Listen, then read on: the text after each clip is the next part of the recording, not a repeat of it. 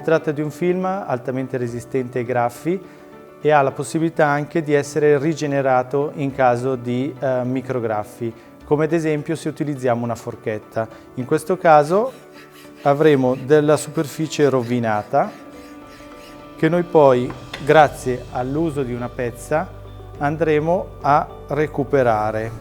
La appoggiamo e utilizzando un ferro da stiro che trasmetterà del calore andremo a rigenerare la nostra superficie.